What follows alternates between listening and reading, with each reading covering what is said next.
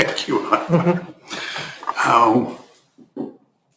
So to understand the conceptual revolution that Frege initiated, you have to understand the one that Kant initiated. That's the first big context that I want to talk about. Second context, well, you need to read something of the subsequent literature on Frege. It's vast, but it's quite recent. Frege's works, other than a couple of essays, weren't really available until the 1960s. In English, even in German, the unpublished essays were something you had to go to the archive in Germany to study.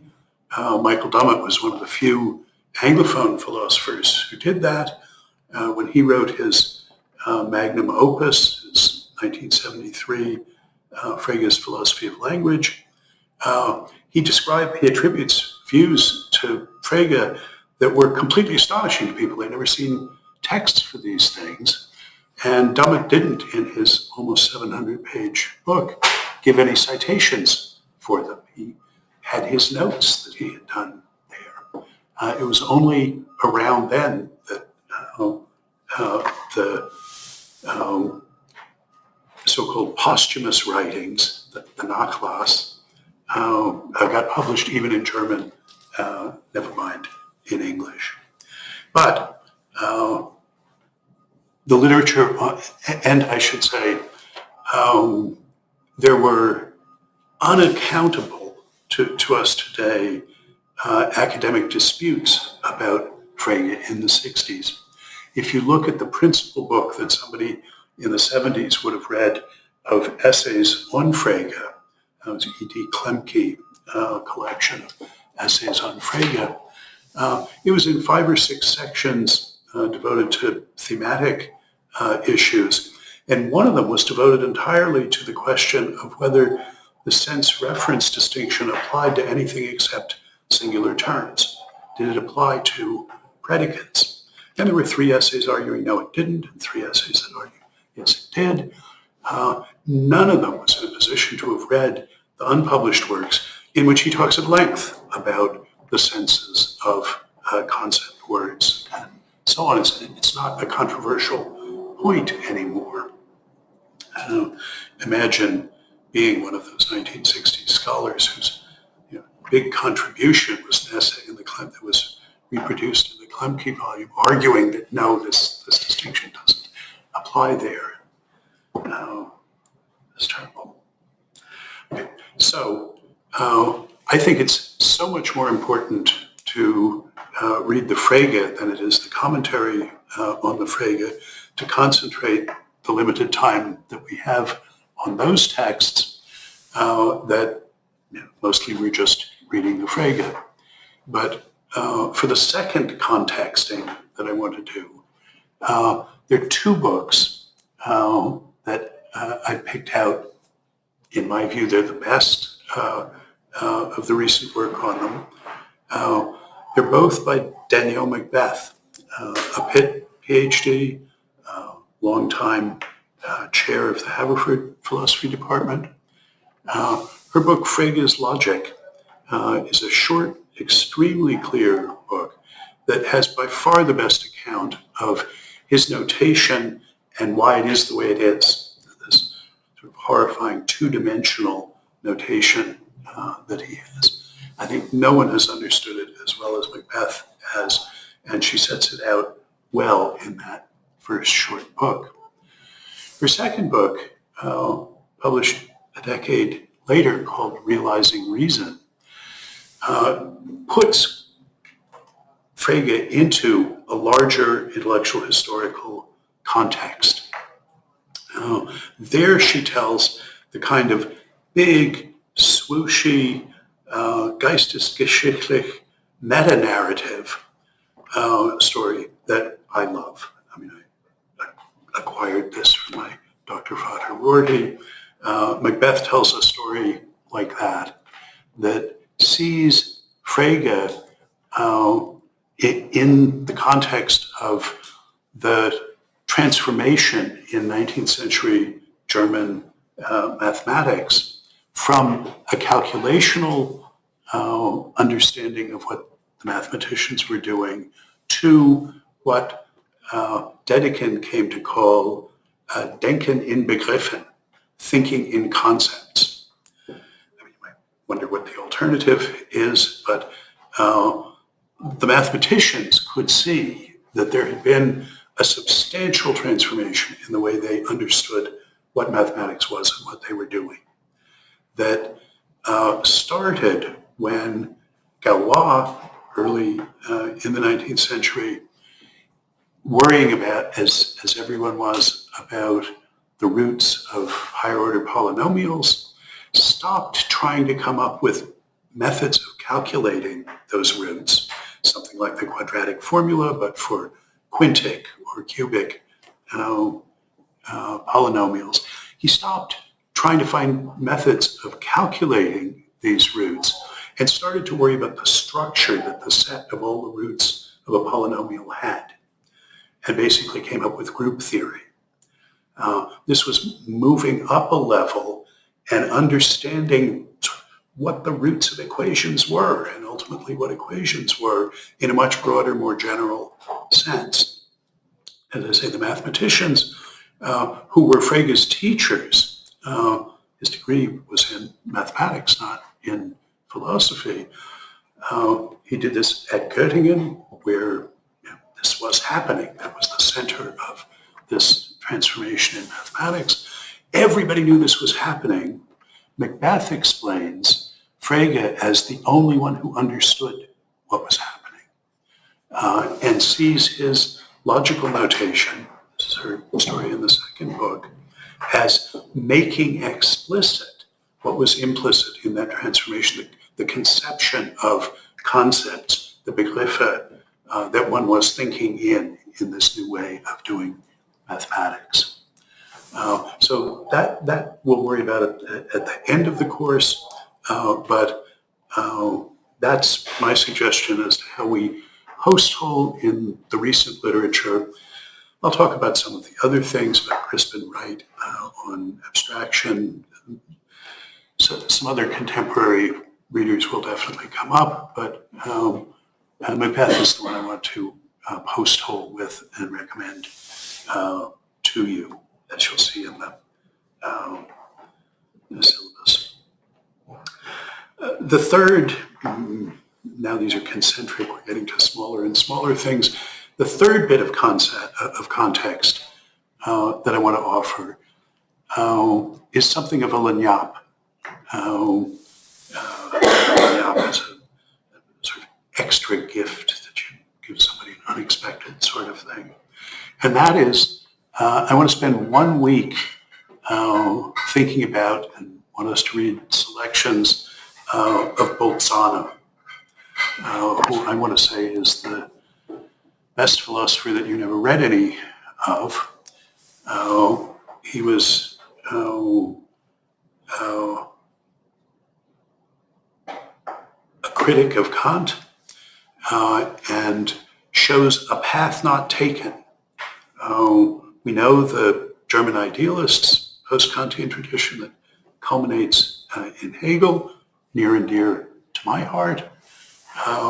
Bolzano is 10 years younger than Hegel, so still in the generation after Kant, and has a fabulous new interpretation of what's going on in Kant. It's a critical reading, and he says, so let's do this instead. No one read it for 70 years, which is why you never heard of it. Bolzano's philosophical work, it's in his Wissenschaftslehre. He was the youngest professor of philosophy, of anything, at the University of Prague, appointed as a professor of theology, but that included philosophy for them. But he was young, and he was, for the time, politically liberal to the point of being radical. One of Hegel's students was imprisoned so that the Prussian secret police could put him to the question, had Professor Hegel in Berlin used the phrase careers open to talent in a lecture? Because that was treason to the Prussians. That was a French Revolution phrase, that there should be careers open to talent, not to birth. That was undercutting the aristocratic state. They didn't want to threaten the professor himself, so they picked off his students. Well, Bolzano held radical views like that there ought to be careers open to talent. And he was condemned and convicted of what would normally require lifetime exile. But actually, everybody really liked and admired him. And they said, well, we won't send you into exile if you'll agree never to publish anything and never to lecture in public for the rest of your life. And you'll move to some rural part of Czechoslovakia, and then you can write whatever you want as long as no one ever sees it. And this actually came as a vast relief to him. He moved to this tiny town. There's still only 80 people in the town. There's the little house he lived in is a museum, and that's pretty much what there is in Wood. And spent the next 30 years writing these astonishing philosophical, mathematical, and scientific tracts. The math and the science, the math and the physics were known much before the philosophy was, but it wasn't really until the 1880s and 1890s that anybody read Bolzano.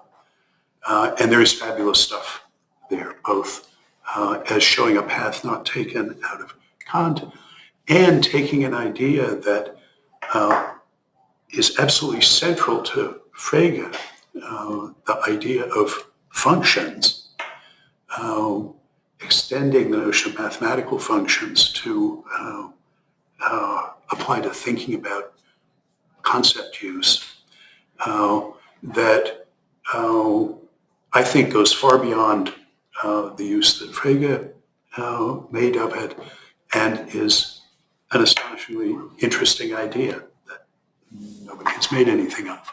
So 1 week we're going to devote to the Bolzano, and I'll explain how I think he fits in. So I'm seeing the context as the big context is the Kantian tradition. Narrower one, well, we'll look at the reading of Macbeth so as to have some concrete, contemporary, sort of thorough reading of it. And as a special bit of context to triangulate, what if Frege had been able to read Bolzano? How would this have gone? What if this had been integrated into neo-Kantianism? Okay, that's all sort of surround. I want to talk about the ideas. What is it that matters so much that Frege did? I think it's true that he was the greatest logician since Aristotle. But so what? I mean, if you really care about logic, okay, that matters. But we need a philosophical reason to care about it. And Frege gave us one, and it's very different from the one that Aristotle gave us, or even that Kant did. It's because you need to do logic to think about what concepts are and what objects are. The concept-object distinction is Frege's development of concept intuition distinction.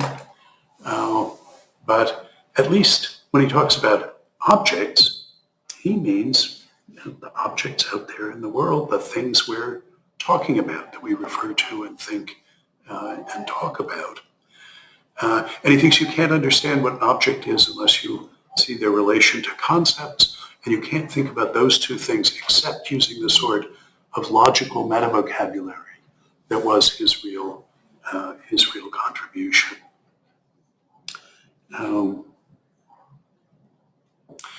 I said at least for the modern philosophers, there are these three revolutions, the Kantian one, the Fregean one, and the Wittgensteinian one. Stanley Cavell, in a characteristically trenchant poem, characterized those three philosophers, saying, Kant depsychologized epistemology. Frege depsychologized logic. And Wittgenstein depsychologized psychology. Now, what does that mean? What does it mean to depsychologize? Well, what Cavell was talking about there is the sense in which Frege and Wittgenstein are continuing the Kantian tradition, the sense in which what they were doing is applying his revolution to their particular areas. So we're not yet talking about what's distinctive of Frege that would put him not just downstream from Kant, but in some sense on a level with Kant. But what Cavell was talking about there, that depsychologizing move, is talking about what I take to be Kant's biggest idea, that axis around which all of his thought revolves. And that's the idea that what distinguishes the thoughts and judgments of rational beings and their intentional doings from the mere responses of natural creatures is not that some special, inevitably spooky mind stuff is involved in the one case and not in the other. It's not that different substances are involved. The difference is that judgments and intentional actions are things that we're in a distinctive sense responsible for. They express commitments of ours. They're exercises of our authority. He's happy to talk about the endorsement of a judgment or of a practical maxim. And that's taking up a distinctively normative stance towards it, a normative attitude towards it. Kant's biggest idea is that we're creatures that live and move and have our being in an essentially normative space of commitments and entitlements, of authority and responsibility. Let me say parenthetically, what I find exciting about Hegel is that he was the first to say, yes, and all those normative statuses are social statuses. In order to understand what it is for somebody to have authority or be committed or be responsible, you have to understand the social practices of the community that they're in. That's not a Kantian idea. It is a Wittgensteinian idea, though it's not, of course, the only one that he has. But Kant initiated a conceptual revolution by making this normative turn, by transposing our epistemological, but also our metaphysical discourse into a normative key. Right off the bat, this made a tremendous difference in how you think about concepts. The tradition that Kant inherited thought about concepts where the question was about our grip on those concepts. Do I have a firm enough grip on it? Is my idea clear? Is it distinct? Or is it confused? And so on. It's about our grip on these ideas, these concepts. And Kant says, no, that's backwards. That's upside down. The question is how these concepts get a grip on us. How do we become subject to the normative authority of these rules. He conceives concepts as rules that we bind ourselves by applying them. And the big question then is a question of the Gültigkeit of these, translated as validity, but the bindingness of them. Sometimes he says Verbindlichkeit, the bindingness of these. What gives them a normative grip on us, and how are we to understand that grip? The grip that, for instance, a promise has on us once you've made it. Kant understands normativity in terms of autonomy. Only you can bind yourself. But what is that binding? What is the sense in which when you've made that promise, you've changed normative status and now you have this obligation that you didn't have before? That becomes the central philosophical question for Kant, is the nature of that normativity. And I mean, it makes a big difference that he understands as central to what you've made yourself responsible for. That it essentially, and not just accidentally, includes having committed yourself to have reasons for the stance that you took up. And that's maybe an optional commitment. Anyway, there's no trace of that in Wittgenstein. That's a Kantian. That's a Kantian thought. Another way, besides Cabell's, so let me further unpack the Cabell a little bit. So Kant de-psychologizes epistemology by saying, look, when we care about knowledge, what we care about is not the processes that actually lead to it. So he says the one he calls the celebrated Mr. Locke mistook a mere physiology of the understanding, a mere investigation of the causal antecedents of knowledge. He mistook that for an epistemology, which ought to be answering the question of justification. What is it that makes the claim, the knowledge claim that I made, justified? What gives it that distinctive normative status of knowledge? And that, he says, is not a matter of the matter-of-factual processes that are gone through that a psychologist might study. And Frege's version, Frege de-psychologizing logic, he says logic is a normative science. It's an account of how one ought to think, how one should think, not how people actually do think. That was his de-psychologizing of logic. And Wittgenstein, in this story, does the same thing for our intentional states, believing, desiring, intending, and so on. Here I'd think of one of the characteristic Wittgensteinian anecdotes. He says, the children's mother says, well, I'm going to be busy in the kitchen for a while. Would you teach the children a game? And she comes back 45 minutes later, and they're all down on their knees rolling dice for money. And she says, I didn't mean that kind of a game. And Wittgenstein says, well, and she's right. She absolutely did not mean that kind of a game. But what did it consist in? What did the fact that she didn't mean that kind of a game consist in?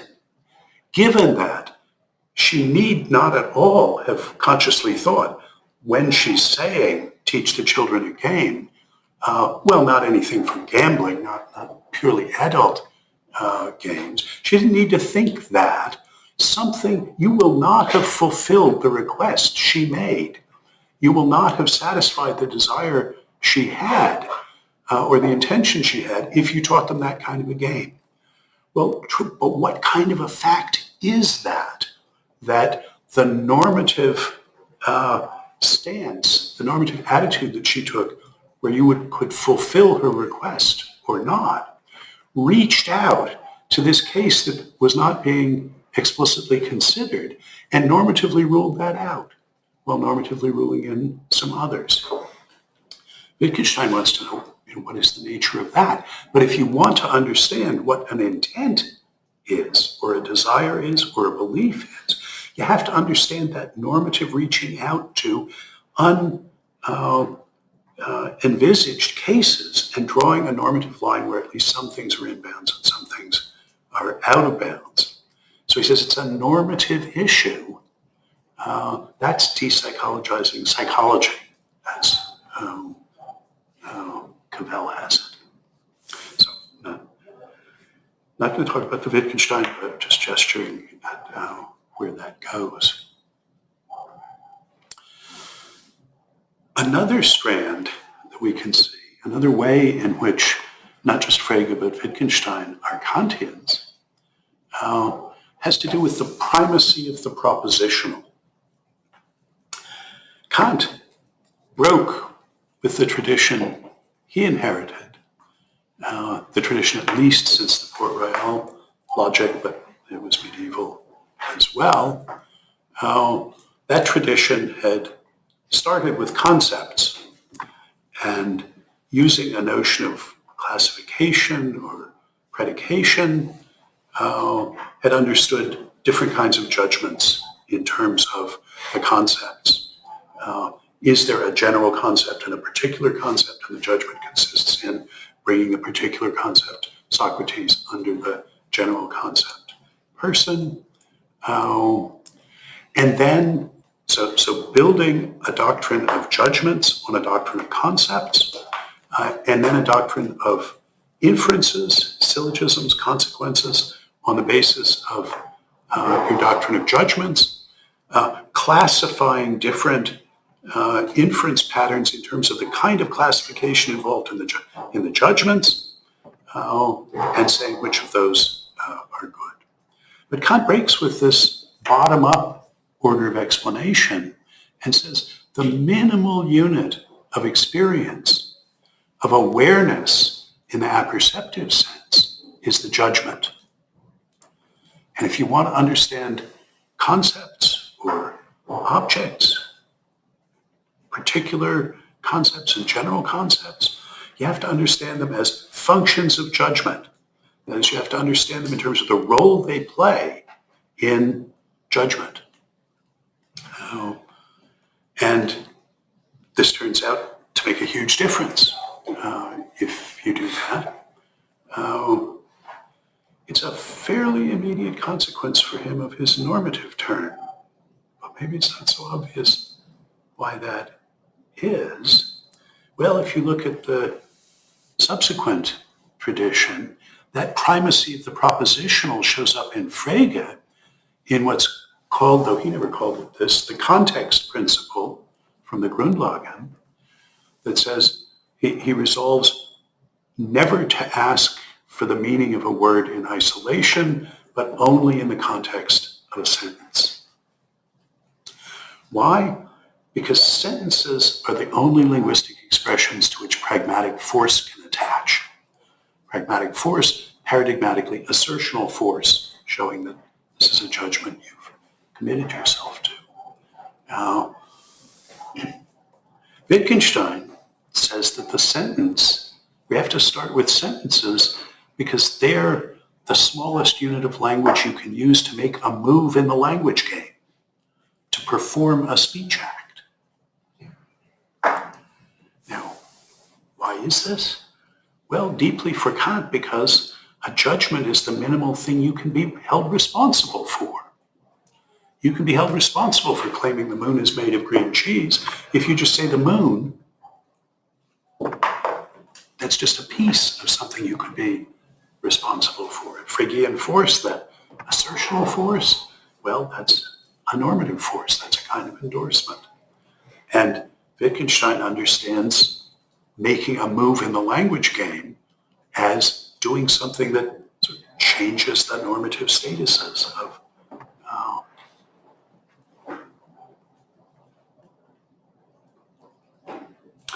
So, although it's radical for Frege to insist on starting with sentences and carving them up, analyzing them in order to get their components, rather than synthetically putting together the components of sentences to get judgeable contents. He's being an orthodox Kantian in that regard, as indeed Wittgenstein is. So far, no Fregean revolution, different version of these Kantian ideas. But I mentioned these connections in part to begin to show how thinking of Frege in the context of Kant can be really important.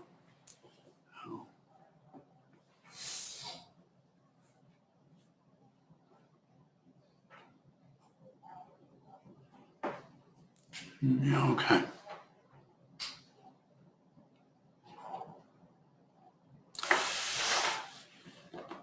So the first big move that Frege makes is to introduce a force-content distinction. That's the distinction between what you're saying or thinking, that's the content, and what you're doing in judging that it's true or asserting it and believing it or denying it, taking up some practical attitude towards it.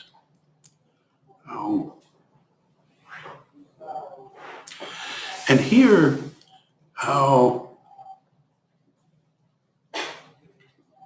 Frege, I think,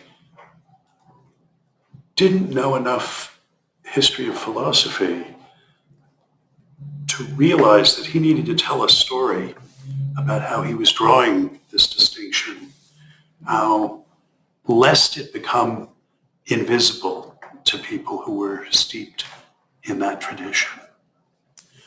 Because basically everybody made the ing-ed distinction, that's Seller's description of it. Well, the Sellersian phrase is, he refers to the notorious ing-ed ambiguity. And he's thinking about words like perception and judgment and action, which are systematically ambiguous between the act of judging and what's judged, the act of perceiving and what's perceived, the thing you did and your doing of it. A paradigm of someone whose philosophical work is crucified on the cross of the notorious ing-ed ambiguity is Berkeley. Because the notion of experience exhibits this notorious ing-ed ambiguity between what is experienced and the experiencing of it. And Berkeley moves from the truth that our knowledge consists in experiencing and nothing else to the conclusion that all there is to be experienced is experiencing. And you do that by not distinguishing them. I mean, it's a huge hand wave, and you need to go into Berkeley and see him actually making this mistake again and again in his arguments. But seeing that horrible example will sensitize you to the importance of the notorious ing-ed ambiguity. So the scholastic philosophers had made that distinction. Descartes did, Kant did. They didn't make the force-content distinction that Frege made. Because they didn't have a view. Anyway, they didn't have the view that he had about what distinguishes the content judged or believed, endorsed, or claimed on the one hand from the claiming, believing, endorsing of it, on the other hand, they didn't see what distinguished those cases from the cases of the throwing and what's thrown, the jumping and what's jumped. What distinguishes these cases where the ed side, the content side, is conceptually contentful, is the sort of thing we would express with a declarative sentence, the belief that things are thus and so. What distinguishes those?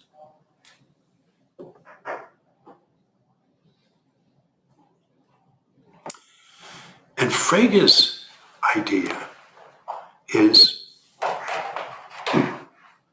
that the contents can be used to build new contents.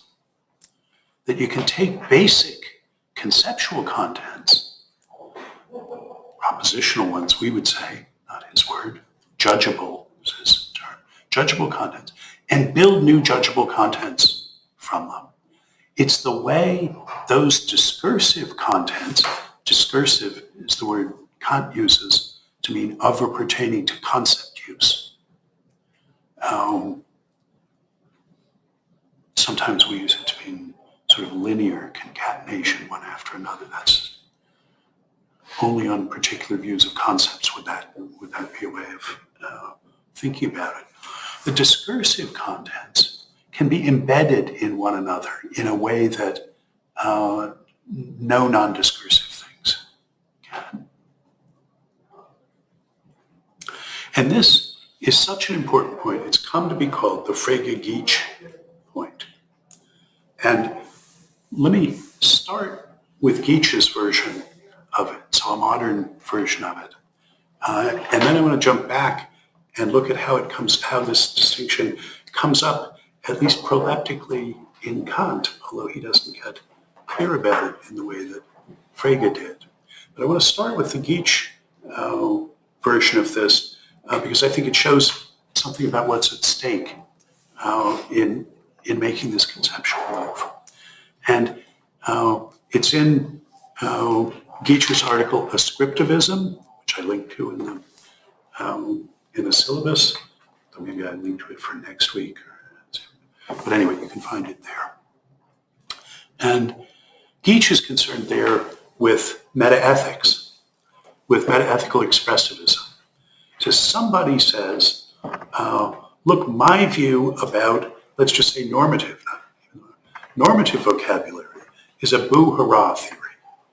I say that when I say that's morally right, I'm saying, yay, I'm in favor of it. I'm expressing my endorsement of it.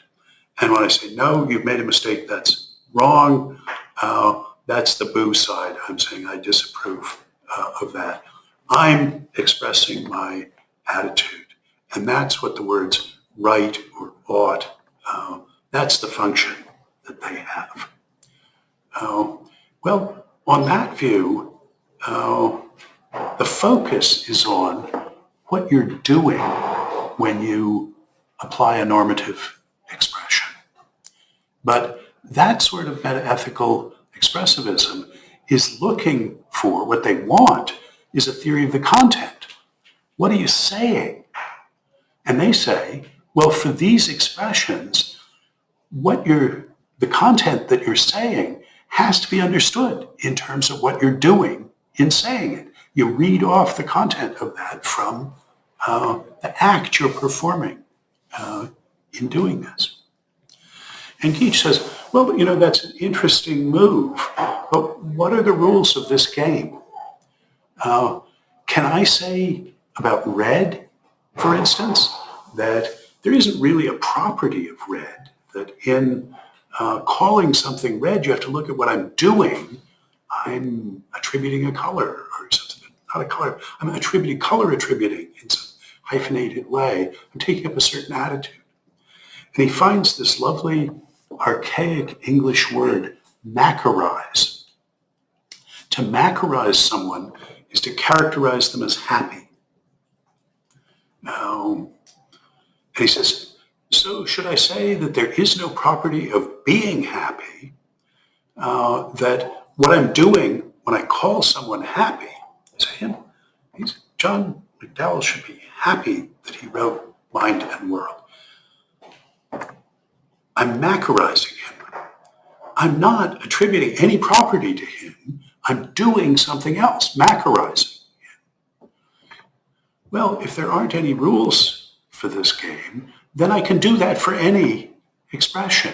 I can make a macarizing verb that goes with that thing and say, okay, understand it in terms of that.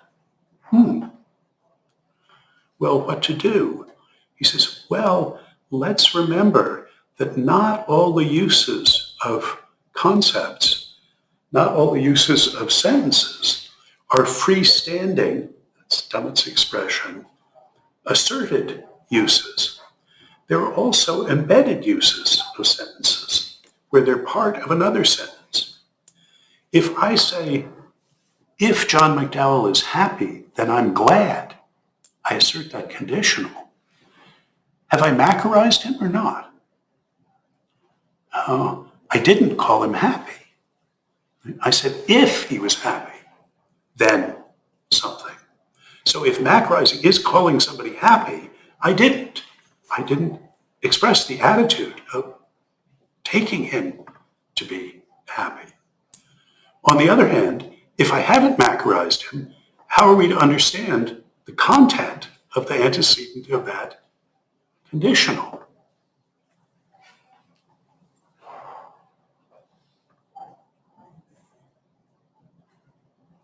Elements of the content are there whether the content is embedded in some other content or not. Unlike things that are jumped or thrown, as opposed to the jumping and the throwing, these contents can appear as unasserted components of a larger asserted content.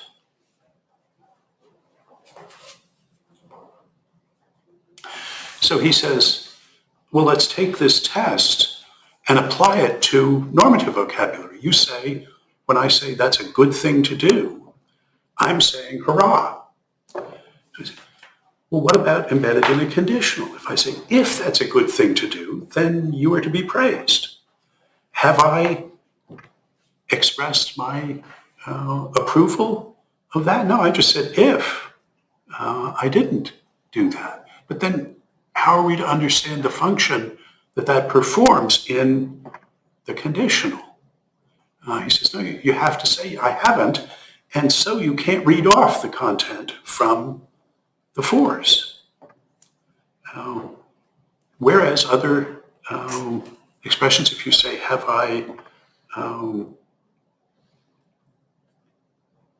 know, well, I better not say that. I hope the Geach point is clear. I mentioned the Grundlagen as a paradigm of philosophical prose and mentioned Geach as an admirer of Frege in writing these things. This descriptivism essay, which transformed the literature on metaethical expressivism, ever after this essay, if you wanted to be an expressivist, you had to have a response to the Frege-Geach point. You had to have some story about how, if you really understood the freestanding use of these expressions, there was a second phase at which the process at which you could come to understand the embedded ones. And people like Blackburn and Gibbard are second wave ethical expressivists precisely because they take the Frege-Geach point seriously. So, yes, there are versions that were not killed by this, but the sort of flat-footed versions of metaethical expressivism were simply stabbed through the heart by this argument. Geach's essay is 6 pages long. He just made the points, made the argument pretty much the way I just did it. get in, make your point, and get out. It was published in Analysis, which then wouldn't publish anything longer than 10 pages. And this was a paradigm of that sort of essay. Now, Kant got there. He didn't know what to do with the embedded things. I want to say certainly not the way Frege did, but in the first critique, and this is, I'm the wrong passage there. I think this is B140.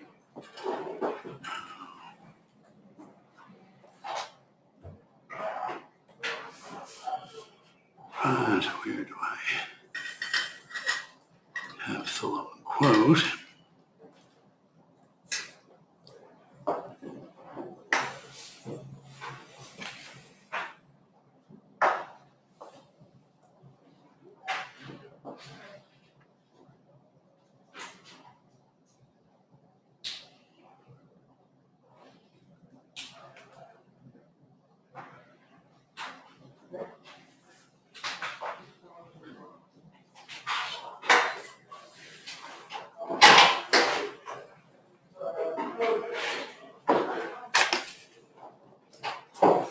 Yeah.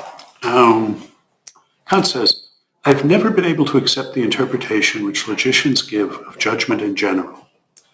It is, they declare, the representation of a relation between two concepts. Now you can see, Frege Geach point is going to say, well, have you represented a relation between two concepts if you did it embedded as the antecedent of a conditional, or only if you did it freestanding? To go back to the Kant, it is, they declare, the representation of a relation between two concepts.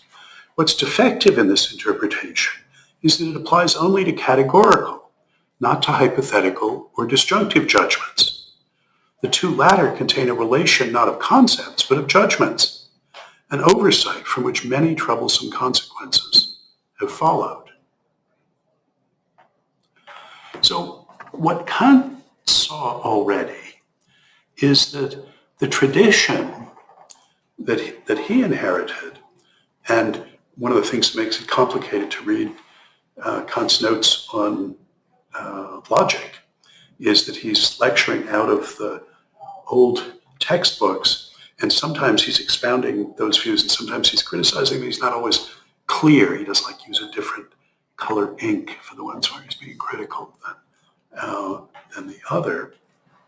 But on that picture, you started with concepts of different kinds, general and particular, and understood judgment as predication or as classification. So one general concept can fall under another, all A's or B's, or a particular concept can, in a different sense, fall under a general one. But the thought was predicating something of something or classifying something as something. That's the genus of judgment. It's representing, that's the doing, a relation between these concepts, a relation of predication or of classification. And the question is, with hypothetical judgments, with conditional judgments, what are you doing with the antecedent? If I say, if all A's are B's, then this A is a B. When I have all A's are B's in the antecedent of the condition, have I predicated A's of B's? If I say, if Socrates is mortal, then have I predicated mortality of Socrates? If I have, then predicating is not judging, because I have not judged that Socrates is mortal, not when I merely asserted the conditional, the hypothetical thing. And what Kant saw was that on the traditional theory, the notion of predication is being asked to do two incompatible jobs. On the one hand, it serves as a way of building up new concepts new contents out of old ones. And on the other hand, it's thought of as a kind of doing that has the significance of endorsing the result of building that. And if you only think about sort of simple freestanding sentences, it's easy to run those two together and think you could have one notion, predication, classification, that could do both jobs. But Kant saw, and he was the first one who saw, that those were incompatible. Two jobs that you couldn't have one concept performing. So Kant kept the notion of predication and classification as a way of building concepts out of concepts. But he needed a completely new way of thinking about what you were doing when you judged. So we can't use the notion of predication, which makes perfect sense. We have a good theory. The theory of syllogistic and the kinds of judgment and so on is a good theory. Frege will transform it out of existence, but it's an elaborate functioning theory of predication or classification in the sense of building up concepts out of concepts. It was just overreaching of a familiar philosophical sort to thought, oh, I've got a clear view of this, now I can use that for this other purpose. No, that was the mistake. You don't have a theory of judging. That's what he saw. Nobody had a theory of judging. And that's when he comes in and says, well, it's taking up a distinctive kind of normative attitude towards it. It's endorsing the claim. And that's really quite different from predication. We have to understand how what you endorse could be a predication of one concept of another. But we need a completely new notion. And if you start with that notion of what you're doing in judging, then the primacy of the propositional follows from that. The propositional contents, those are the ones that you can do something with, you can endorse.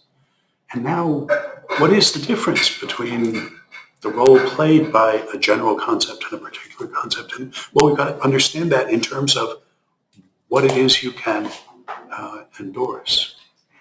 So Kant saw this, but Frege is the one who gave us an account of these embedded contents that we could build to the skies. Now, and thereby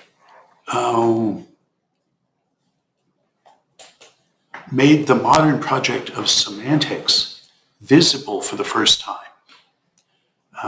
That task is to say how it is that you can combine some concepts, some conceptual contents, I'll say that's Frege's preferred word, that's his task, is to see how we can combine conceptual contents to get new conceptual contents, to generate new ones from old ones, to build new ones out of old ones in a systematic way, so that we could embed conditionals as antecedents of conditionals. We could negate, we could build to the logical skies. Now, I have long thought and endorse, as I sit here, the claim that this force content distinction, understanding conceptual contents in terms of their embedding behavior and using the Frege-Geach test to discriminate what belongs to the force, what you're doing pragmatically, and what belongs to the content. To distinguish, for instance,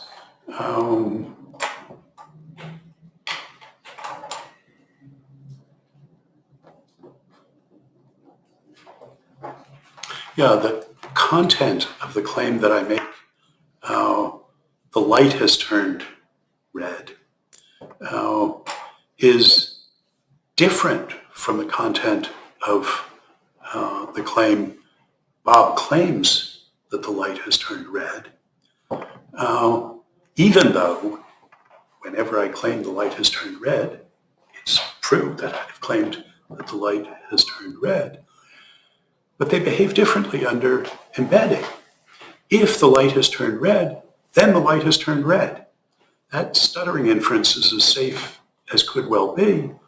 If Bob claims the light has turned red, then the light has turned red, well, it depends on how good Bob is at claiming and what's going on. It's not the same inference at all. Making this distinction, I think, is the beginning of wisdom of modern philosophy. So there's a bright line between the philosophers who did not understand that they needed to make this distinction and the ones who did, even though some writing after Frege died almost exactly 100 years ago didn't learn the lesson. Don't be that guy. But I should mention, though I'm not proposing to discuss it here, that what I also take to be the deepest and one of the most exciting contemporary philosophical programs shared by Irad Kimhi, Ph.D., and Sebastian Rödel, among other people. Sebastian was briefly a colleague here. They claim that this distinction between force and content that Geach showed us how to enforce with Frege is the great bad of contemporary philosophy, that everything since then has been downhill because of that distinction. That for them, the beginning of wisdom, the only way to free yourself from the mess we've gotten ourselves into in understanding thought and talk is to do away with the force-content distinction. And you can see this in the opening chapters of Kimhi's Thinking and Being, and the argument looms large in Sebastian's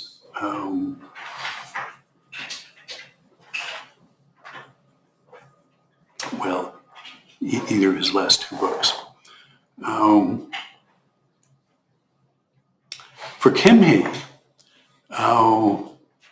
his argument is that if you make this separation, you're committed to a notion of content that's intelligible without considering what you're doing in judging. And that's a bad idea. You're only going to understand what's judgeable if you understand what you're doing in judging it. And in his view, making this distinction commits you to the intelligibility of conceptual content in abstraction from any concern about what you're doing in judging. I don't think that's right. We pragmatists think you can have both of these things, but there's an argument there, and the argument goes really deep. That book of Kimhi's, Thinking and Being, is a deep and brilliant philosophical book. It's a terribly written book. At the other end of the spectrum from the Grundlagen, but the ideas are that important. For Sebastian, it's that this distinction doesn't make any sense for first personal judgment and makes first personal judgments unintelligible. Not first personal judgments like, I'm going to be late for the meeting, but first personal judgments like, no, I truly believe that. He thinks if that distinction doesn't work in self-ascriptions and uses of the first person, then it's a mistake to think that it can work in other judgments as well. As I said, these are deep and interesting arguments. I'm not convinced by them, but that's the sort of dispute we could only get into it sort of at the end of the course. And, we ain't going to do that. But starting off with my claim that this is the beginning of wisdom, I wouldn't want to let that pass without remarking that just as Heidegger claims it's all been downhill since Thales, they claim it's all been downhill since this bit of Frege. And there can be deep thoughts there, even if they're wrong.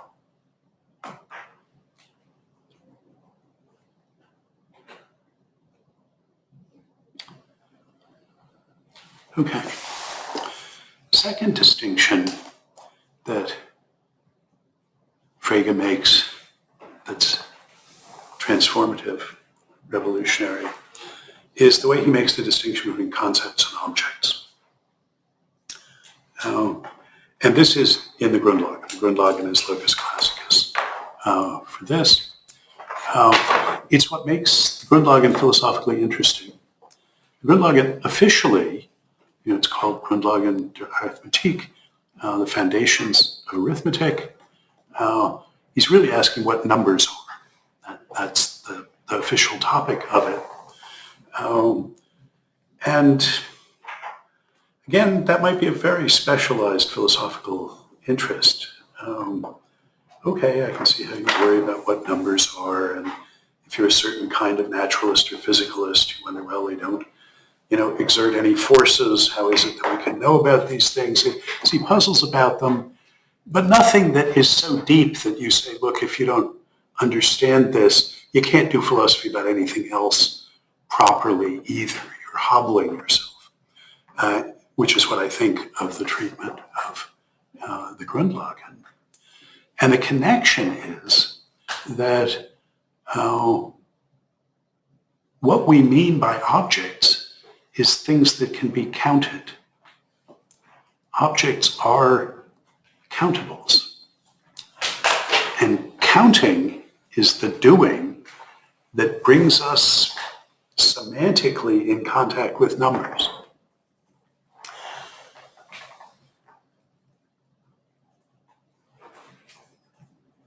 Frege is torn in the Grundlagen by two commitments. One is that number statements can be objective. So if I say there's 4 cards on the table, that can just be true, and it's not a matter of what anybody thinks about it. On the other hand, statements of number are concept relative. You can't just say there's 4 on the table. Is it 4 decks of cards? Or is it 4 suits? Or 4 color cards? You have to say what you're counting in order to get the number right. You can have different numbers. It's 1 deck. It's 52 cards. It's 4 suits. Statements of number are concept relative, and yet they can be objective. How could that be? And to answer that, he has to think about what concepts are and what objects are in a way nobody had done before. That's thinking about, we're subdividing now the notion of conceptual content, of judgeable content, saying, well, the tradition was right to think there's concepts and sort of object singular terms. Eigennamen is sort of literally proper name, but he's using it for singular terms generally, and he's self-consciously linguistifying the Kantian concept-intuition distinction. But now he is thinking analytically about concepts and object words, singular terms, by carving up judgeable contents. And here's another way he breaks with the tradition that Kant never did. Kant still thought of contents as what is contained, literally. Thought of judgments as in terms of what they contain. The idea was there are all these things in their marks, And for good inferences, you just take some of those marks out and put them in other concepts, take out something that's contained in the notion of human is the notion of mortality. That's one of the marks of mortality. That's why the inference from Socrates is a man to Socrates is mortal is a good one, because the mortality is already contained in the concept man. And Frege worries about this. That's fine for basically one premise inferences, which is the way he thinks about syllogisms. All A's are B's, all B's are C's, so all A's are C's. Well, the marks of the B's are contained in the A's, the marks of the C's are contained in the B's, so the marks of the one are contained in the other. You're just taking out what's contained in the concept. But seriously, multi-premise inferences, how are we to think about those in terms of the content? So I say, well, if John left the house 20 minutes ago, and if his car didn't break down, then he should have been here by now. Well, now, when he left and the car breaking down, you can imagine there having to be a whole set of these conditions. Where is the conclusion that he should have been here by now? Where is that contained in these other things? If you want to syllogize that, you have to sort of conjoin them all up into one thing so that you can take these back out.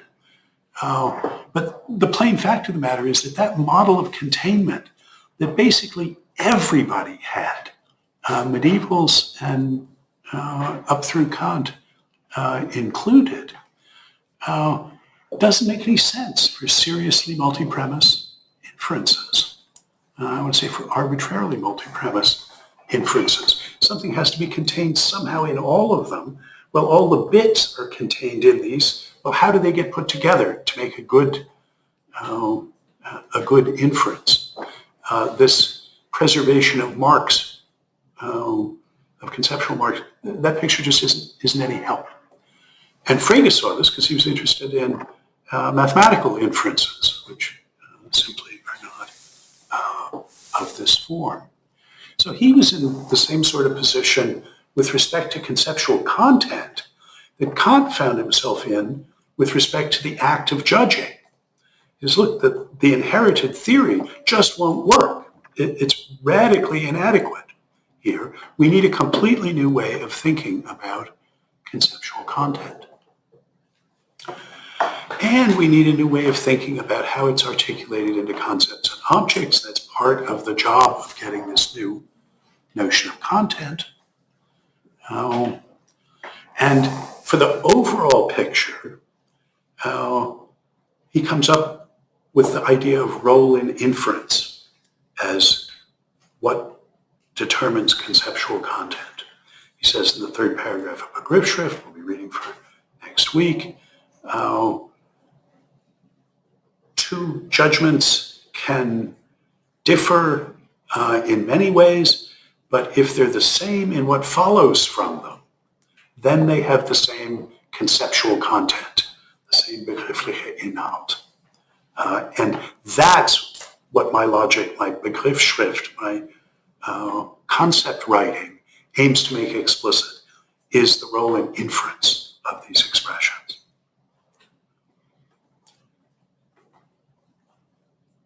And he makes a conceptual advance on the way to thinking about these inferential roles. Well, now we don't know what's the contribution that a concept word and an object word make to the conceptual content, the inferential role of a sentence containing them. Granted that we're going to have to be able to generate inferential roles of more complex sentences from inferential roles of simpler ones. How are we going to carve up these inferential roles to assign roles to things that don't themselves stand in inferences. They can't be premises or conclusions of inference. And his idea is to take the mathematical notion of a function and say, well, we're going to think of the concepts as functions that apply to the singular terms or objects, but really functions for him are all on the side of the language. We're going to give a function, argument, and value form of analysis to carve these things up. So we'll see the value that the inferential role of the sentence is the value of a function that took as its arguments the expressions that were in the expression for the sentence. Now, the concept of function had been considerably generalized during the 19th century in mathematics.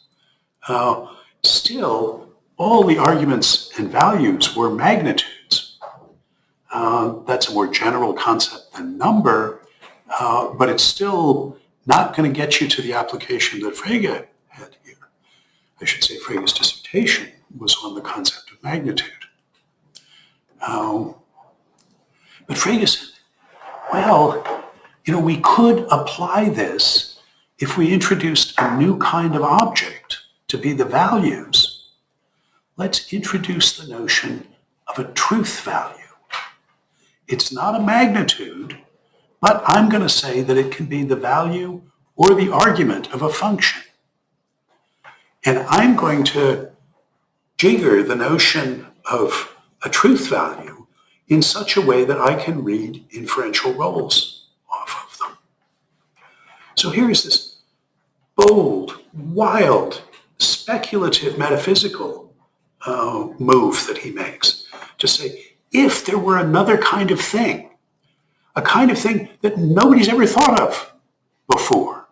People thought of truths, but not of truth values as things, specifically as things that can be the values of functions and the arguments of functions. Let's see how we could apply the mathematical notion of a function to codify inferential roles if we carve up the sentences in a function argument way. So this is just this bold metaphysical move, but it turns out it opens up. Now we think about, this is sort of second nature to us to think about the capital of function, which applies to Sweden and yields Stockholm as the value. It's important to Frege when he talks about examples like that. He says, notice that Sweden is not part of Stockholm. The argument of a function that yields a value, the argument doesn't have to end up being a part of the value. That's what the function's business is to get you from the one to the other. This is absolutely second nature to us to think about the capital of function that does this. Nobody before 1879 could think that way. Frege introduced that and elaborated that, metaconceptual metaphor, I want to say,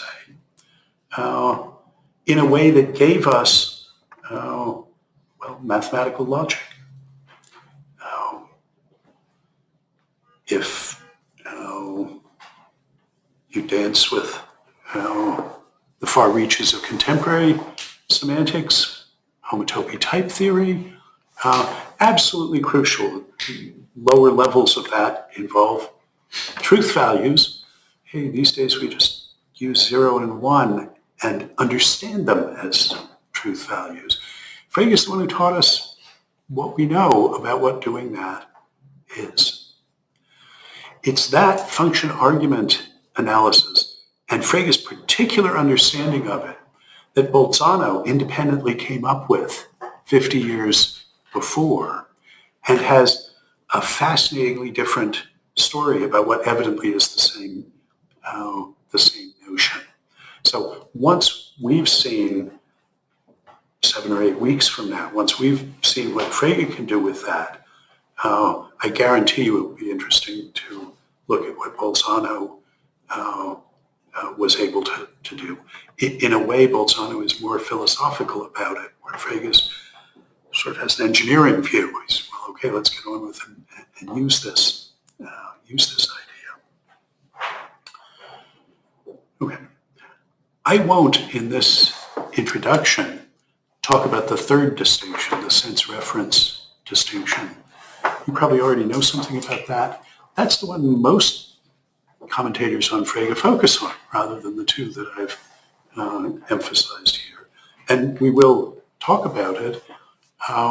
Macbeth is particularly good on understanding Frege as, the mature Frege, as splitting up concept-intuition distinction into two distinctions, the distinction between concept and object and the distinction between sense and reference. So for that story, Macbeth is the place to go. But we will read sense and reference. We will look at this distinction on down the line. Okay, this is a good time to take a break. When we come back in 15 minutes, that would be 2:40. And if you have comments or questions on this story that I've told, we'll start off with that. Otherwise, I'll move on to the sort of second part from the outline. Thank you.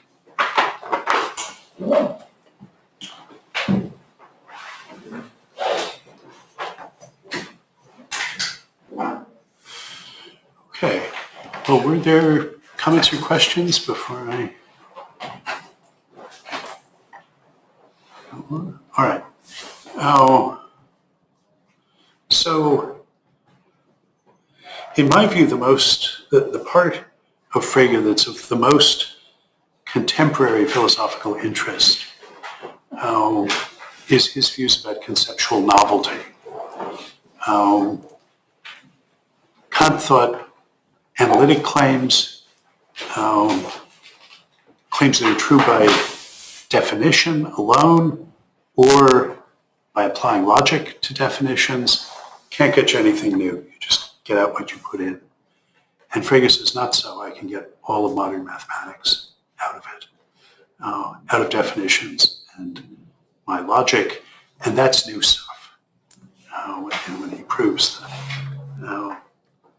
the theorem that is Theorem 103, it's the last theorem in the Begriffsschrift, was originally proved just before he went to graduate school. So it was the new thing at Göttingen when he went to do his doctorate in math, and he derives it from logic alone in the Begriffsschrift. It's cutting edge stuff as far as he's concerned. And I think we have by no means plumbed the depths of what he has to teach us about generating new concepts from old ones. And I even think this is of particular topical interest these days. Generative AI, the slogan of it is, well, we've got the AIs that can produce new content. That's the generative. What do you mean by new? How new is it? Well, what senses of new are there? What botanization of novel concepts, say this set of concepts relative to this set, these are new. There's something new going on here. And Frege worries about that and has an extremely helpful metaconceptual armamentarium for thinking about it.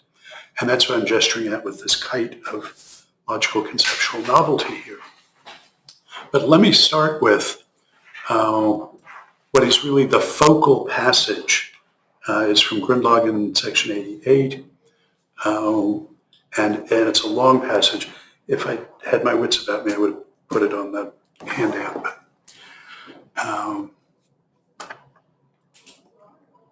He says, Kant seems to think of concepts as defined by giving a simple list of characteristics in no special order. These are the characteristic marks. But of all ways of forming concepts, that one is the least fruitful, fruchtbar. If we look through the definitions given in the course of this book, Grundlagen, we shall scarcely find one that is of this description. The same is true of the really fruitful definitions in mathematics, such as that of the continuity of a function. What we find in these is not a simple list of characteristics. Every element is intimately, I might almost say organically, connected with the others. If we represent the concepts, or the extensions of the concepts, by figures in the area of a plane, Venn diagrams of them, then the concept defined by a simple list of characteristics corresponds to the area common to all areas represented by the defining characteristics. It's the intersection of the circles. Those are the marks, and this has those marks. It's enclosed by the segments of their boundary lines. With a definition like this, we use the lines already given in a new way for demarcating an area.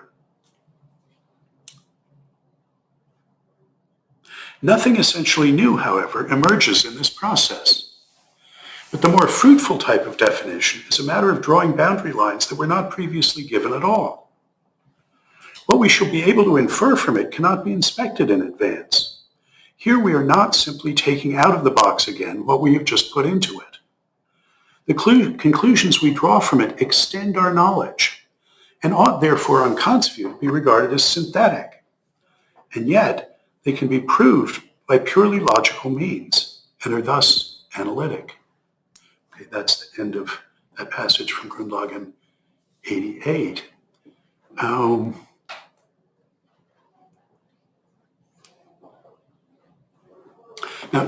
Now, mind you, what he's criticizing here is not just this old-timey view, which Kant had developed substantially from what he inherited. Many philosophers and computer scientists treat concepts as Boolean combinations of microfeatures. That's the conception Frege is complaining about here.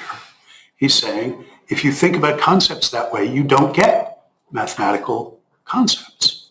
You only get, well, ones that aren't really new. Well, is he right that he gets something new in a new sense of new? And what is that sense? That's the ampliativity question.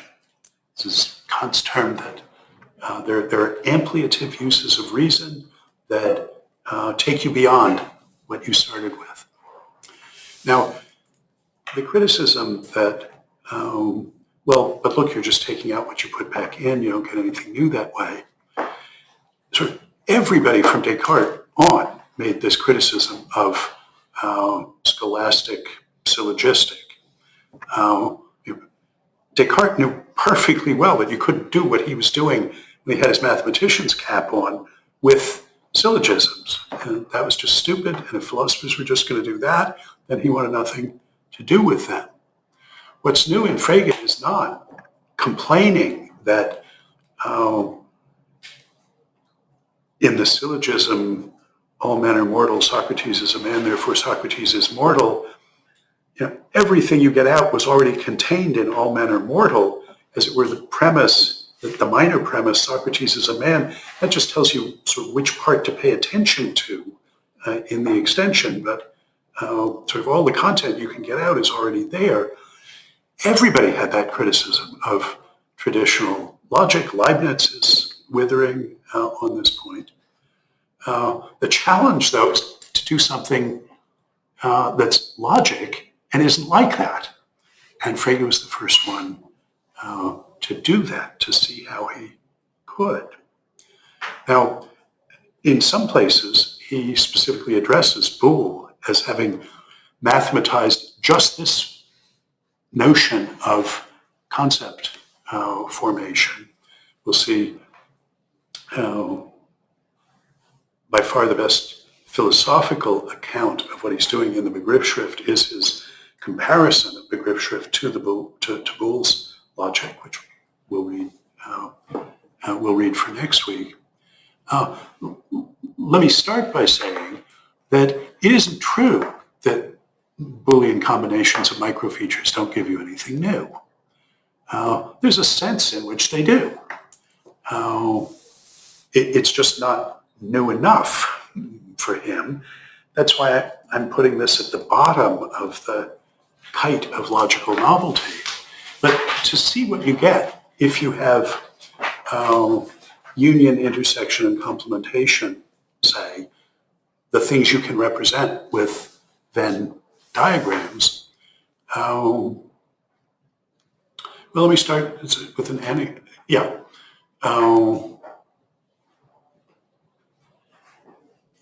You get a kind of content that is already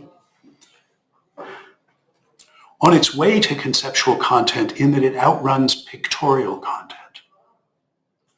So this is clear, I think, that there's no pictorial equivalent of conditionals, sort of multiple embeddings, but just think about negation, complementation. When my son Russell was young, we were at a European playground, and there was a fence around it and a sign, common form with a red circle and a red slash through it, and a picture, sort of outline picture. And he said, does that say no Scottish Terriers? Because you could see the ears and so on in pictures. Or does it say no dogs? Or does it say no pets? What is the content of the sign? What is it actually prohibiting? Well, there's probably a fact of the matter, but it doesn't say what it is. It can't say. There isn't a way with pictures to put the negation in there. Never mind to picture a conditional with a negated antecedent. Now that you can do with Venn diagrams. Complementation within your space, you can represent all of that. What you get, your microfeatures might be pictorial representations, the way they, as logically atomic, the way they represent what they represent might be as pictures. But when you combine them in a Boolean way, you really do get something new, something you didn't have before. But that's a sense of newness, novelty, ampliativity, getting a sense of new in which you get something new that isn't good enough for him. We need something that's new in a stronger sense of new than that. And that's what Frege came up with. Now, what exactly is it? Well, here's Dummett's account of it. He says, what Frege saw was that in order to get the inferences right involving predicates, you have to understand the predicates not as parts of a sentence, but as features of them. Now, what do we mean? Well, think about the inference from the inferential relations of the predicate admires. So X admires Y, and self-admiration. X admires X. X is a self-admirer. So if you're a self-admirer, then you're an admirer, but you can be an admirer without being a self-admirer. But what part of the sentence Nietzsche admired Nietzsche fails to be in, is different? What part of the sentence is different from Nietzsche admired Socrates and Socrates admired Nietzsche? That admires is just the same. Oh, but you've got to distinguish the predicate that's in X admires Y from the predicate that's in X admires X in order to understand why being an admirer follows from being a self-admirer, but not vice versa. When he says you have to think of the predicates as a feature rather than a part, because there's no part of the sentence that's different in the self-admiration than in an admiration statement. But there's a pattern that's different, that the admirer and the one admired are the same. That's a feature of the sentence. Nietzsche admires Nietzsche and Kant admires Kant. There's no part that isn't in Nietzsche admires Kant that they share, but there is a pattern, a feature. So Dummett says we've got to distinguish between simple predicates, which are what you use to build sentences up, and the complex predicates, which involve the pattern of cross-reference of the things related. Because the complex predicates are the ones that matter for codifying the inferential roles. They're the ones that matter for what follows from the claim, which is what articulates their conceptual content in the sense he's looking at. And that, Dummett says, you don't represent with the Venn diagram Boolean combinations of microfeatures. That you have to think of what function was applied to these arguments in order to yield this result. And it's a different function in the two cases, self-admiration and admiration, even though we can generate the self-admiration function from the admiration function. But Dummett's take on it is Frege was the first to see that we had to distinguish complex predicates which involve the cross-referencing of the variables. I shudder a little bit every time I say the word variable because one needs to learn to read Frege without ever using that word. He doesn't use them. That's one of the things Russell got wrong, but I'm not speaking carefully on that point here, just for simplicity. So for Dummett, there are simple predicates. That's what you attach, concatenate with a tuple of singular terms in order to get a claim. But then you have to be able to decompose them in the way that you decompose Nietzsche admired Kant in order to get a frame, X admires Y, in which you could put Nietzsche in at both places and get Nietzsche admires Nietzsche, and so see what that had in common with Kant admires Kant. And it's those complex predicates that matter semantically, that matter for the inferences that are involved. And no one before Frege saw that these were different things. And we say, well, lots of people these days still don't. That's the base at the top of the string of the kite. Complex predicates as functions. That gives you something new beyond Boolean combinations.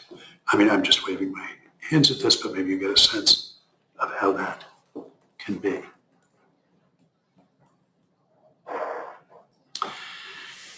That does get you something new, and you can show that we get something new from it because we can make distinctions that we didn't make before. We can codify inferences we didn't codify before.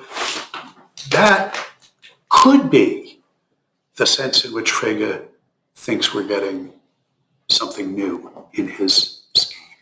It really is something new, and he really did understand that. But that's not all. And the rest of the kite is different people's, different Frege readers' interpretations of what he really needed. And I'm only going to talk about one of them. These get complicated and intricate, and we need some more background to get all of them. The very top of the list, reasoning from definitions that use all these operations, that's what Macbeth endorses and argues for, and there's a particular essay of hers I'll point us to, but there's a chapter in the second book that does that. In some sense, we need to get to the point where we can understand that. But I want to talk about the alternating iterated quantifiers, because thereon hangs a tale.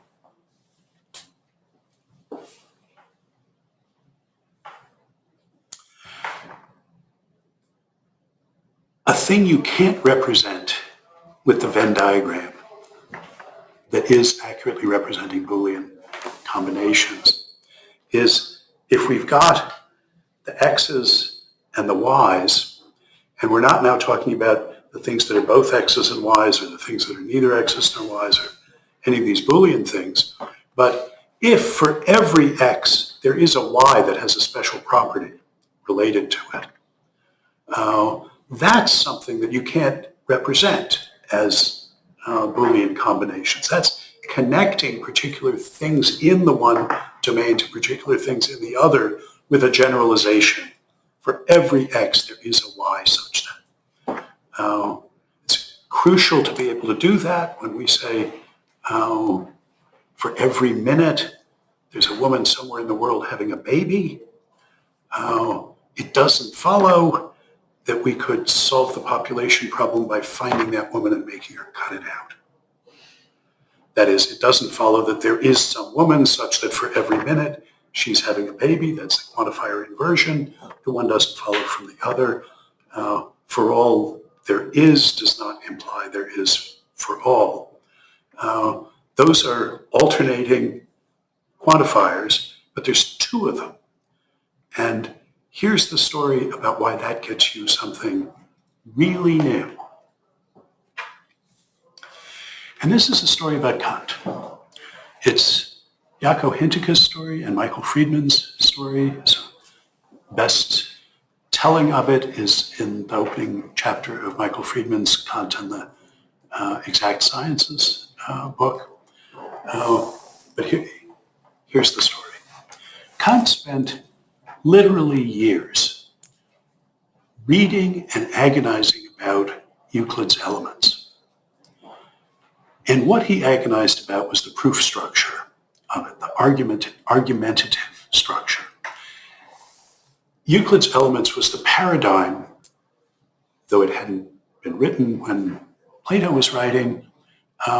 When you see some of the basic Euclidean arguments, those are cases where you say, there isn't any room between understanding this argument and grasping the truth of its conclusion. When you see how to construct a midpoint for any segment by putting circles with their centers on the two things, looking at the intersecting points and drawing a line between them, when you see every segment has a midpoint. If you understand that argument, then you know that it's true. And this was hugely important for as a paradigm for Plato. Genuine understanding is such that knowing the truth just falls out from it. Paradigm of that. But Kant saw, as other people had seen, but he wanted to fix it, that you couldn't put Euclid's arguments in syllogistic form, which for Kant meant it wasn't a matter of relations of concepts, because he thought that the syllogistic forms told us the relations that there could be among the concepts.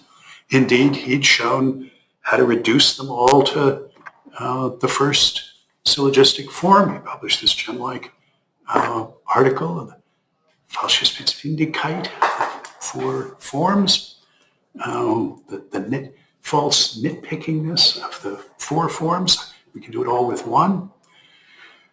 Well, do it all, everything you could do with syllogistic, but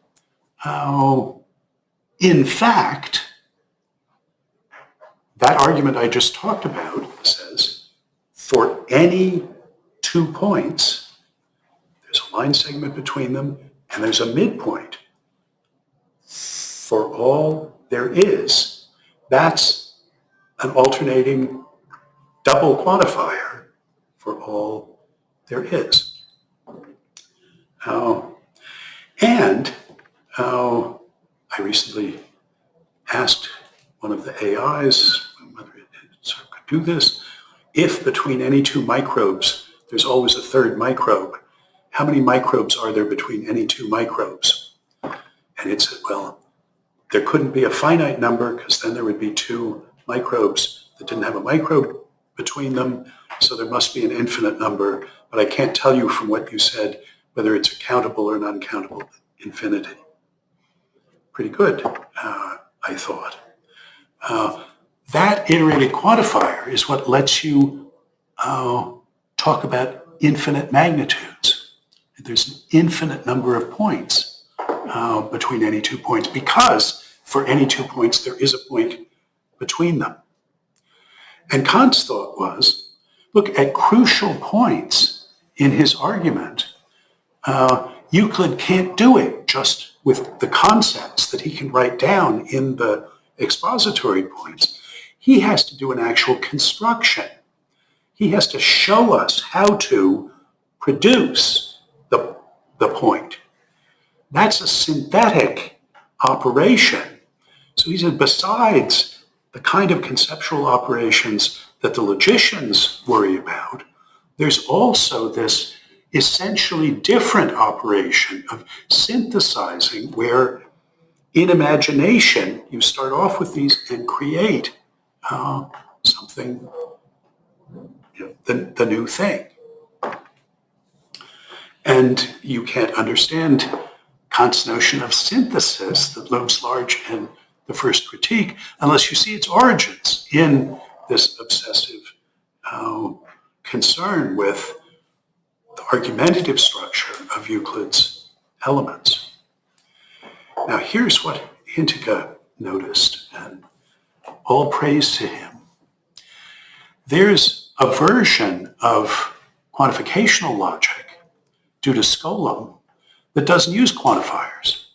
It uses functions, we now call them Skolem functions, instead of a for all there exists quantifier. You have a function, so for all A there is a B.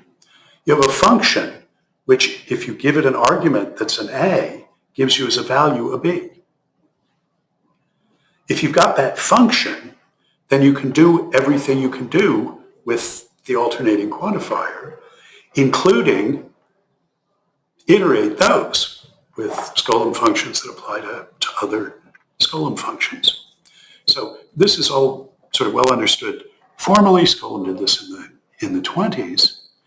But what the idea Hinticke had is that's what Kant understood. His notion of synthesis was the notion of a Skolem function. That's what he wanted to add to syllogistic logic in order to get, well, mathematics, Euclid. You can do it, he saw, if you get Skolem functions. If you get something which, given one of these, produces another. Given any one of these will produce some one of these others. If you've got that, then you can get the whole Euclidean argument. I mean, you do need logical stuff too. That's the part that's written down, not done in the diagrams, in the constructions. So Kant postulated, look, we can do Euclidean geometry. We can give Euclidean arguments. We must have a faculty that corresponds to, in effect, these Skolem functions. And he called that synthesis. Now, I hope you're in awe of Kant's brilliance in doing this, but also I hope you share some of my admiration for Hinticke, realizing that you could understand what Kant did in terms of Skolem functions, that he saw that we needed more in logic. We need what we do with alternating iterated quantifiers. It's alternating because if you have a bunch of universal quantifiers, you can just squash them down and have them work on a tuple, and similarly with the existential ones. So it's only when you alternate them that you get this. With negation, we can trade the one to the other.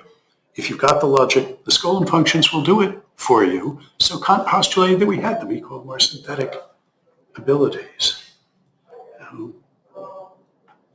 But Frege is the one who figured out how to write down rules that would compute the inferential roles of sentences with arbitrary alternating iterated quantifiers and Boolean operators from the inferential roles of the sentences that they're constructed from. And the Hinticke-Friedman reading of this focal passage from the Grundlagen about drawing new boundaries and getting genuinely new concepts says that's when you get the new ones, is when you have these alternating quantifiers. But you got to have two of them. It's different from Dummett, who said, no, as soon as you're using functional analysis to get into the predicates, even a single quantifier, that's new. It takes you beyond the Boolean. It does. But what they're saying, but you get even more new stuff if you have multiple quantifiers. In the same way that if you have more than monadic predicates, have multiadic predicates, you get new inferential relations among them. So if you don't just have single quantifiers, but have two alternating ones, you get something genuinely new. Well, I'm interested in the sense of new, in which that's genuinely new and different from what we get here. Okay, well, this is looking ahead, but I tell that story, in case you're interested, you can pursue it, but I think it deepens the Kantian context in which I'm wanting to place Frege, to see this strand connecting them. Frege shows how to really bring to completion the intellectual insight that Kant had that led him to postulate synthetic capacities of the understanding as essential to its rational functioning. I mean, across on the other side of the kite, part of the kite here, the higher order complex predicates,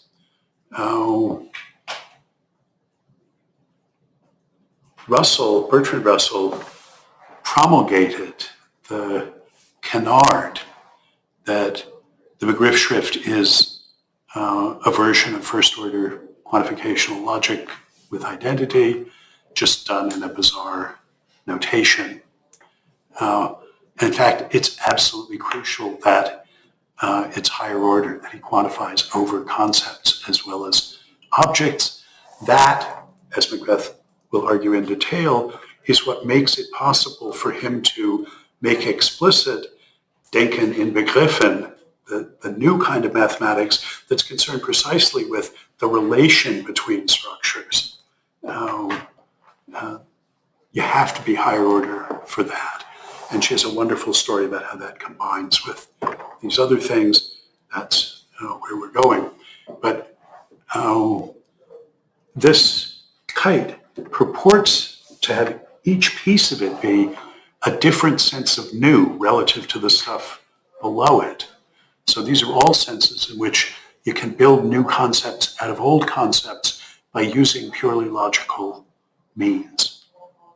And reasoning with these various kinds of new concepts from the old ones, Frege showed us how to compute the inferential roles of these arbitrarily complex things.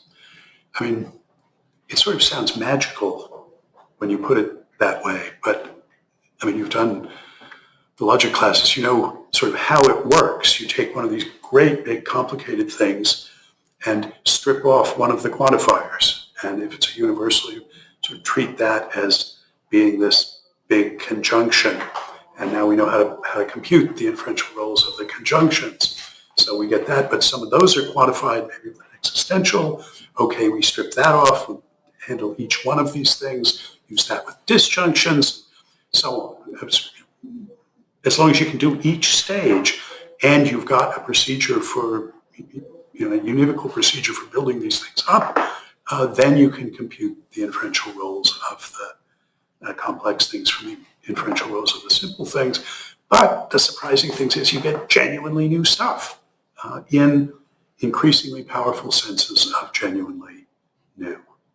So this is the strain in Frege that I find most philosophically fascinating and fruitful, dare I say it, for contemporary thinking. And I think, we just have, it's early days in exploring these novelties.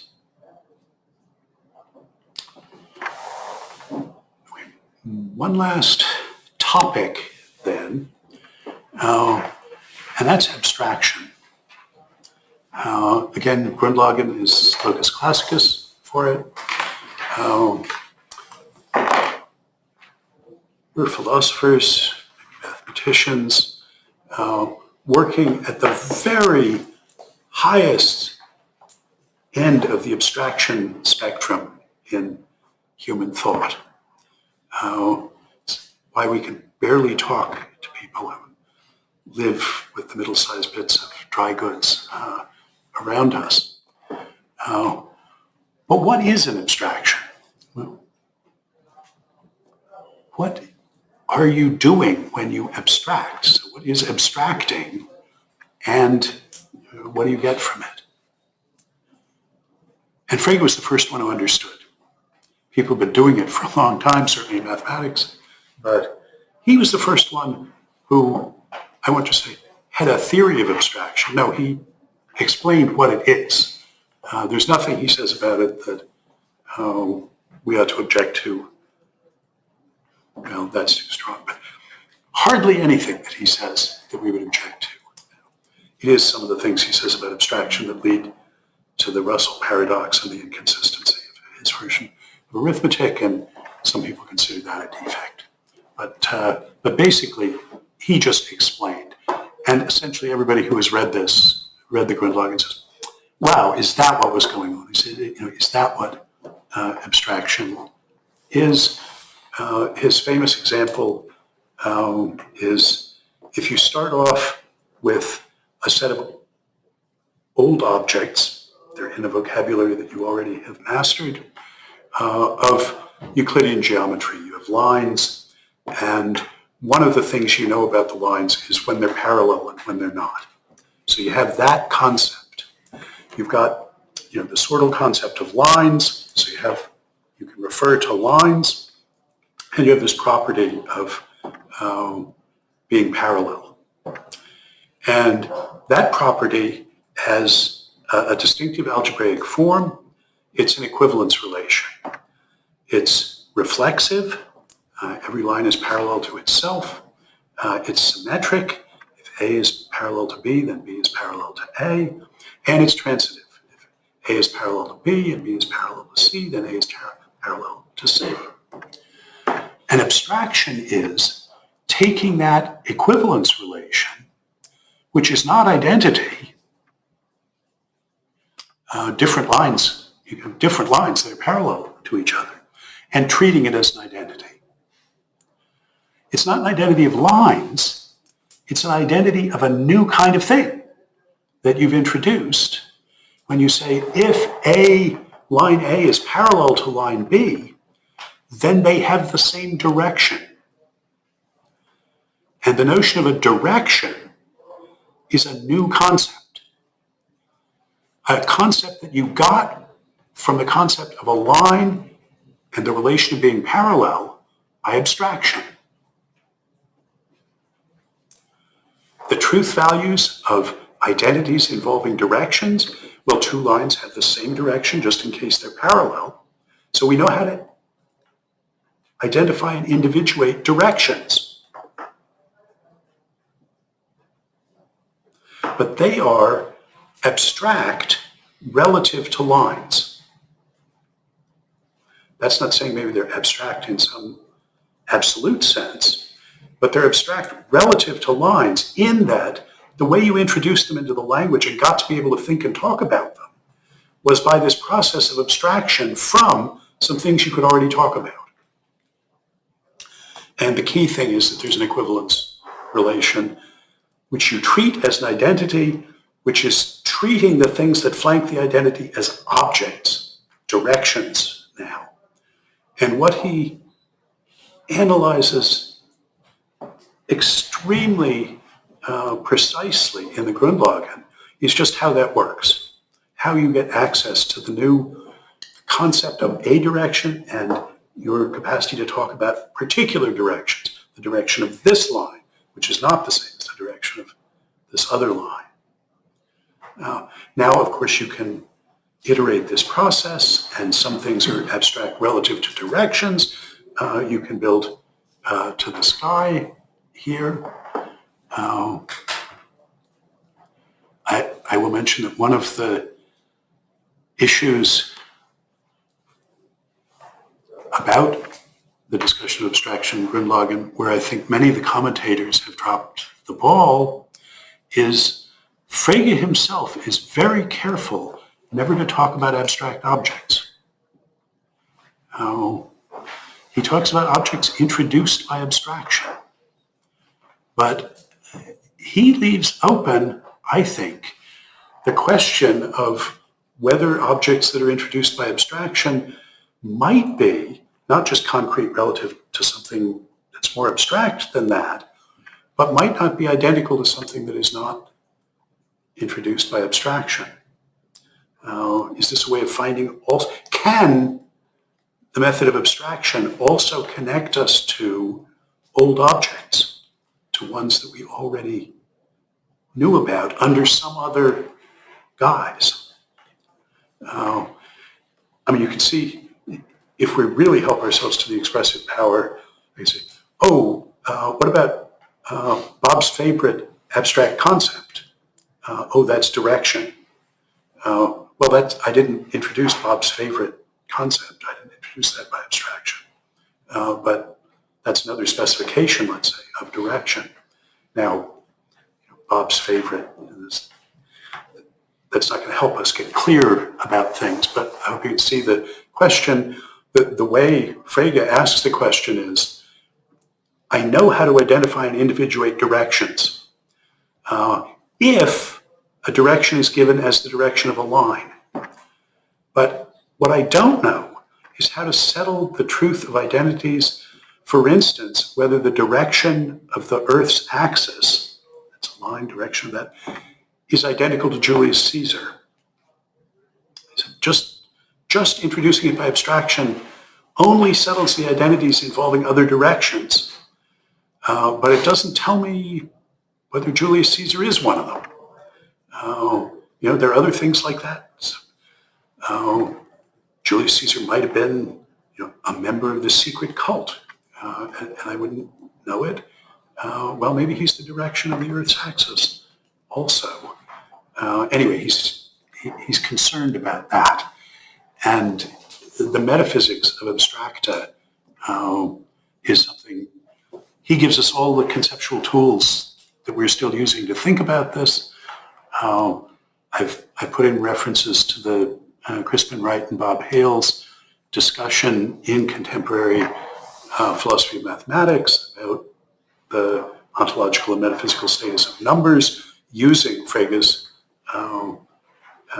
introduction of them by abstraction using Hume's principle, still using the tools that Frege gave us to think about these. I think we haven't anything like plumbed all the riches that have not uncovered all the riches that are in there in his discussion of abstraction. But he thinks about it as a step beyond introducing genuinely new concepts from old concepts. He says we can introduce new objects. Introduce, for him, these mathematical objects and so on, they're objective. They were there anyway. This is introduced in the sense that we get semantic access to them. This is how we can think about them, is by abstraction, but he's interested not only in the procedures that get us from old concepts to genuinely new concepts, but also that get us from old concepts to genuinely new objects. And it's along the way of that discussion that he gives us the best treatment, I don't know, anyway, since Aristotelian treatments of sortal concepts, concepts like dog, as opposed to brown, where Fido is a dog and he is brown. But you can't count brown things. You can count dogs.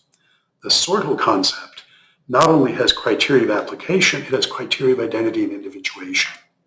So these are substantial concepts in the Aristotelian sense, but Frege is the one who introduces the idea of criteria of identity and individuation, distinguishes concepts that have those that doesn't, and is interested in moving from sortal concepts, so individuating, object picking out concepts, to genuinely new sortal concepts, which gives us semantic access to genuinely new objects. And this is part of his argument that there really are numbers, even though they're not in the spatiotemporal continuum.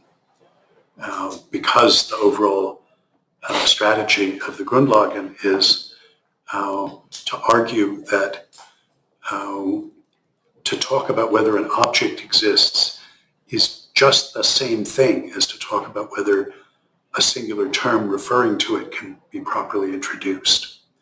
And he shows us how to properly introduce numerals, determine the inferential role of them, so there are objects. There is no more to the notion of object than we can understand in terms of properly introducing a referring singular term associated with it. This, too, is a Kantian move. It's Frege's version of transcendental idealism. You want to know whether these objects exist? You have to think about how we know about them, how we refer to them. It's not an epistemic issue, it's a semantic one. How can we refer to them? But if we can refer to them, then they exist. That's our way into them. And that's a noticeably Kantian order of explanation. So this has all been very breathless, and I'm sure a lot of it was hard to understand, but I wanted to put together enough of a picture maybe to motivate you to stay the course and find out more about this stuff. And in order to play fair, I set up the website with, I'm going to add stuff and fiddle with the website as we go along, but basically all the readings are there. So if you find some topic that you sort of already know you're interested in writing something about, you don't need to wait for it to come around on the syllabus guitar. You can just start worrying about it. Okay? As I say, if you haven't read the Grundlagen, I envy you the experience. It's going to be a trip. If you have, I'm trying to give you some sense of what more juice there might be to be squeezed out of that text. But think of that as the center of the course, flanked by the Begriffsschrift 79, Grundlagen is 1884, and the early 90s Grundgesetze and the essays like One Sense and Reference are in the early 90s. But the Grundlagen is worth the price of admission by itself. Okay? So if whatever else you do, read the first 12 sections of the Begriffsschrift for next time, and at least the opening sections. I think I said, indicated which ones of the essay on Boole and the Begriffsschrift, because that's where Frege lets himself talk philosophically about what he's doing there in a way that he doesn't in the document. I should warn you, one consequence of him being a mathematician is he writes his articles as though they were mathematical articles. So you get generally nothing about how he came to this view. That doesn't matter. This is what he's found out. And most difficult for us, he only says it once. He'll make a formulation, and he will never repeat that formulation. He won't give you paraphrases of it. He won't even usually remind you that he had. If you're reading a bit of mathematics, we put in, definition 1.2. We use it later on, but you're supposed to go back and, work on that. And we're not used to reading extended philosophical prose that is like that. We're used to emphasizing where we're making an important point by giving some chit-chat about it and saying that it's really important, and later on saying, remember this, you needed this other point. He doesn't do any of that. So, often when you're asked, well, where's your text for this? You'll end up, well, there's one sentence. That's what it is. He says exactly that, but he only says it once. That's all you get. So anyway, that's just warning about reading it. And as I say, if you're teetering on the brink of getting philosophically useful German, then do the Grundlagen with the German too. That's the best way into philosophical German. Okay, well, thank you then. Be well, and I'll see you next week. Thank you.